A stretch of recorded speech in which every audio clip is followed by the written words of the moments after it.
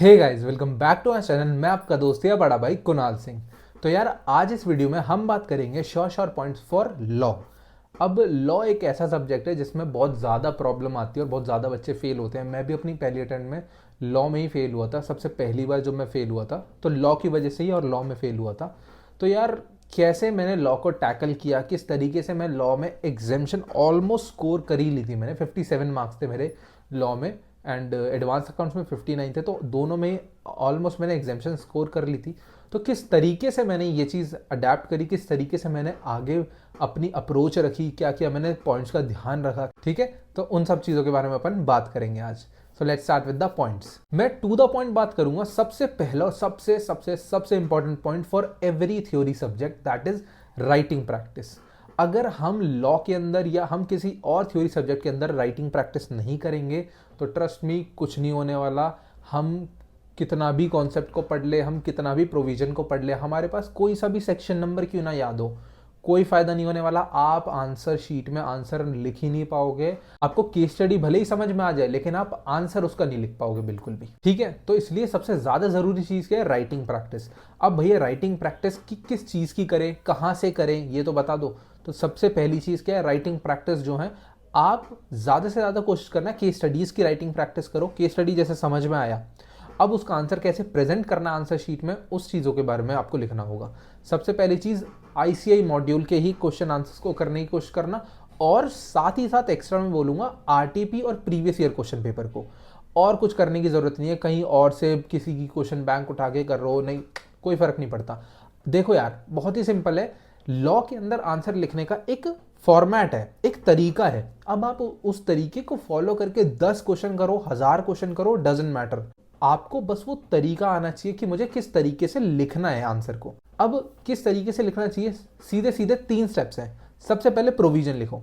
आपने case study पढ़ी, आपको समझ में आया, अच्छा ये सेक्शन नंबर है, ये प्रोविजन है, ठीक है, आपने प्रोविजन लिखा। सेकंड, अब आपका वो प्रोविजन कैसे केस स्टडी में फिट बैठ रहा है, क्या क्या फैक्ट ऑफ द केस है, वो चीज लिखो, ठीक है। Third point, conclusion. क्या आपका आंसर बनता है उस प्रोविजन के अकॉर्डिंगली? इस केस स्टडी का क्या आंसर बनता है वो लिखो। इन 3 स्टेप्स में जो है आप आराम से खत्म कर सकते हो पूरे के पूरे आंसर को, और इससे आगे जाने की और ज्यादा जरूरत भी नहीं है। सेकंड पॉइंट, इस चीज में बहुत ज्यादा बच्चे कंफ्यूज रहते हैं। क्या सेक्शन नंबर लिखें या ना लिखें? मत लिखो, कोई फर्क नहीं पड़ता।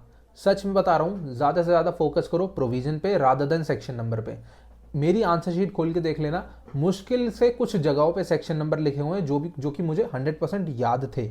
श्योर था मैं कि हाँ यही सेक्शन नंबर है इस प्रोविजन का, ठीक है। कोई फर्क नहीं पड़ता, कोई नंबर नहीं कटते, लेकिन अगर अगर गलती से गलत सेक्शन नंबर कोट कर दिए तो सारे के सारा आंसर गलत हो जाएगा। चाहे प्रोविजन सही लिख रखा हो, पूरा फॉर्मेट सही हो, कोई फर्क नहीं पड़ता। अगर सेक्शन नंबर गलत कोट हो गया तो खत्म, 0 मार्क्स मिलेंगे।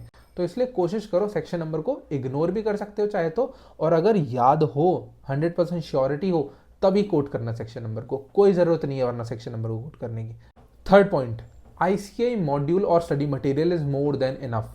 लॉ के लिए भी मैं वही बात रिपीट करूंगा कि आईसीआई मटेरियल, इससे ज़्यादा कुछ पढ़ने की ज़रूरत नहीं है। मैंने लिटरली अपनी आईसीआई मॉड्यूल लॉ की पूरी रंग बिरंगी कर दी थी, हाईलाइट कर करके, क्योंकि मैंने पूरा का पूरा कॉन्सेप्ट से लेके क्वेश्चन से लेके हर चीज़ सिर्फ और सिर्फ आईसीआई मॉड्यूल से पढ़ी थी।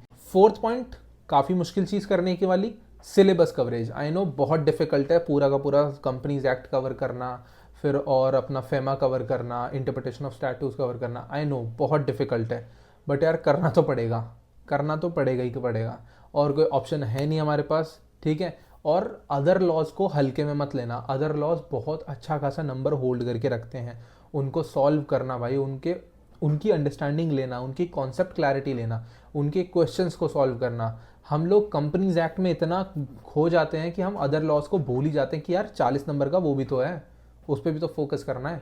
तो इसलिए ठीक है, कंपनीज एक्ट अपनी जगह है, बट वहाँ सिर्फ 4 चैप्टर जो आपके 40 नंबर दिला सकते हैं, देन वाई नॉट, क्यों ना उस पर थोड़ा ज़्यादा फोकस डाला जाए। और एमसीक्यूज के लिए तैयार रहना भाई, एमसीक्यूज की प्रैक्टिस करते रहो। जितने ज़्यादा एमसीक्यू सॉल्व करोगे उतना ज़्यादा आपका कॉन्फिडेंस बढ़ता चला जाएगा कि हाँ यार मैं इन 30 में से 20 नंबर 25 नंबर स्कोर कर रहा हूँ या स्कोर कर रही हूँ एमसीक्यूज में, तो मेरा एक अच्छा स्कोर बन सकता है। अगर एमसीक्यूज क्रैक हो गए ना भाई, मैं कह रहा हूँ कोई नहीं रोक सकता आपको पास तो आप होगे ही होगे, आप एग्जामिशन भी स्कोर कर लोगे।